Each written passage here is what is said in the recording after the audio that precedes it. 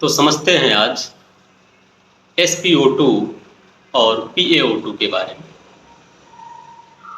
दोनों ही ऑक्सीजन का मेजरमेंट करते हैं। हम जानेंगे कि ये मेजरमेंट जो आप जानते हैं वह असल में होता कैसा मेजरमेंट है, इस बारे में जानेंगे।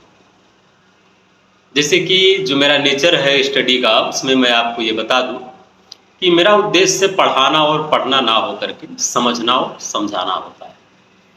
तो हम कुछ समझेंगे, कुछ आपको समझाएंगे।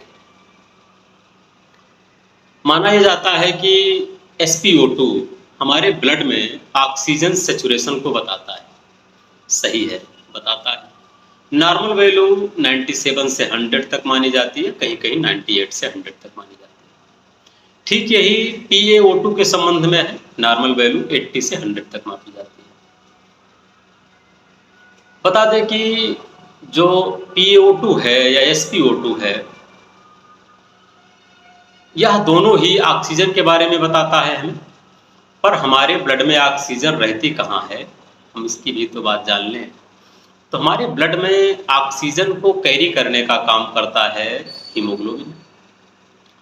हीमोग्लोबिन ज़्यादा मात्रा में ऑक्सीजन कैरी करता है, ज़्यादा में इतना ज़्यादा कि लगभग 97 से 98%। और उसी का सैचुरेशन बताता है पल्स ऑक्सीमीटर। पर कुछ क्रिटिकल केयर में पेशेंट जब COPD में होता है या किसी अन्य दूसरी बीमारियों, अस्थमा में या ब्रोंकाइटिस में होता है, तब यह सैचुरेशन जो है ये मापी तो जाती है, पर इसके भरोसे पूरा काम नहीं हो पाता है। इस स्थिति में डॉक्टर्स ABG टेस्ट करने की सिफारिश करते हैं और उसमें ये माना जाता है कि ABG के जरिए हम कुछ और जानेंगे। जो कुछ और जानेंगे वही PaO2 है। इसके साथ PaCO2 भी होता है, बाइकार्बोनेट भी होते हैं, एसिड बेस इक्विलिब्रियम भी होता है, pH भी होता है, बहुत कुछ होता है। पर हमें भी जानना या बात करनी है जो PaO2 पर करनी है।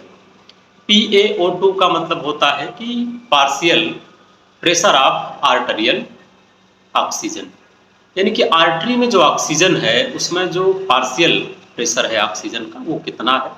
और SpO2 में हम जानते हैं कि सैचुरेशन कितना है ऑक्सीजन का ब्लड में।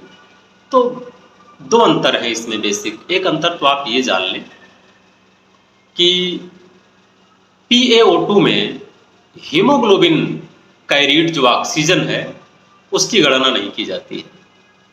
और दूसरी बात आप ये जान लें कि SpO2 में जो प्लाज्मा कैरिड ऑक्सीजन है उसकी गणना नहीं की जाती है। यानी कि पल्स ऑक्सीमीटर से जो SpO2 आप जानते हैं, जो ऑक्सीजन सैचुरेशन आप जानते हैं, वह ऑक्सीजन हीमोग्लोबिन की ऑक्सीजन होती है। हाँ, आप ये कह सकते हैं कि जब 98% हमें पता ही चल चुका है तो 2% का क्या लेना देना है। उस जो 2% है उसी पर तो सारी बात करने के लिए हमें समय निकालना पड़ा है। सारा खेल उस 2% का है आपके जीवन में। आप अपने जीवन में जिनको बहुत बड़ा श्रेय देते हैं कि ये हमारे जीवन में सब कुछ है, करता धरता है, हो सकता है उनको आप 98% देते हो, पर आपका जीवन मुख्यतः जो 2% जिनको आप वैल्यू देते हैं उन्हीं के भरोसे चल रहा होता है। अब वो कोई हो, आप उसको अपने अंदर देख लीजिएगा, मैं उस तरफ नहीं जाना चाह रहा हूँ। बताना इतना भर है कि पल्स ऑक्सीमीटर के द्वारा मापा गया SpO2 में ऑक्सीजन सैचुरेशन सिर्फ हीमोग्लोबिन का होता है। प्लाज्मा में जो ऑक्सीजन है उसके लिए उसका सेंसर इनेबल नहीं होता है। एक बात। दूसरी बात और क्लियर कर दें कि SpO2 में सिर्फ और सिर्फ हीमोग्लोबिन कैरिड ऑक्सीजन का ही सैचुरेशन मापा जाता है, प्लाज्मा को तो नहीं मापा जाता है, मैंने क्लियर किया। हाँ, जो वीनस ब्लड फ्लो हो रहा है वेन्स में, उसमें भी जो बची खुची ऑक्सीजन है उसको भी रीड नहीं करता है पल्स ऑक्सीमीटर। तो दो जगह से रीडिंग उसकी छूटी है। एक तो पल्स ऑक्सीमीटर ने रीडिंग छोड़ दी प्लाज्मा में जो O2 है उसकी, और दूसरे जो बची खुची O2 है वीनस की, उसको भी छोड़ दिया। तो आप ये मान लें कि पल्स ऑक्सीमीटर पूरी तरह ऑक्सीजन सैचुरेशन बता रहा है। ऑक्सीजन की क्वांटिटी ब्लड में कितनी है ये नहीं बता रहा है। सैचुरेशन को मान लिया जाता है कि ब्लड में इतनी ऑक्सीजन होगी, पर ऐसा नहीं है। मैं कम में वीडियो बनाना चाहता था पर वो बन नहीं सकता है। तो आगे ये बताना है कि PaO2 जिसे हम पार्शियल आर्टेरियल प्रेशर कहते हैं ऑक्सीजन का, वह किसी डिवाइस के थ्रू नहीं मापा जा पाता है। उसे मापने के लिए एक दूसरी प्रक्रिया अपनानी पड़ती है। आप जानते होंगे ABG में आर्टरी से ब्लड का सैंपल लिया जाता है, जो कि थोड़ा आमतौर पर कठिन होता है लेने वालों के लिए भी, और जो सैंपल देते हैं उनके लिए भी थोड़ा पेनफुल होता है। कभी कभी यह एक लाइट एनेस्थीसिया दे करके भी ये सैंपल ले लिया जाता है, जैसे जैसी स्थितियाँ बनती हैं। बात ये करनी है कि PaO2 बहुत महत्वपूर्ण चीज़ है। आप ये जान लें कि अगर PaO2 ना हो, यानी कि पार्शियल जो प्रेशर है ऑक्सीजन का प्लाज्मा में, वो अगर ना हो, जो कि 2 से 3% होता है, अगर वही 2 से 3% प्रेशर ना हो ऑक्सीजन का प्लाज्मा में, या ऑक्सीजन ना हो, आप इस साफ तौर पर कह लें, तो आप ये मान लें कि जो हीमोग्लोबिन कैरिड ऑक्सीजन है उसकी कोई वैल्यू नहीं है। आप इसे यूं समझें कि आप किसी निमंत्रण में गए हैं, आप पंगत में बैठे हुए हैं।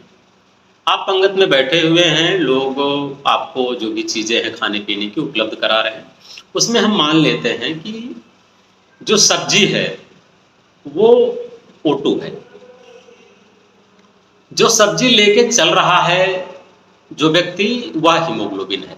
यानी कि ऑक्सीजन जो कि सब्जी है O2, वह हीमोग्लोबिन जो व्यक्ति उसे लेकर चल रहा है उसके साथ चल रही है। हम आप कौन हैं जो पंगत में बैठे हैं?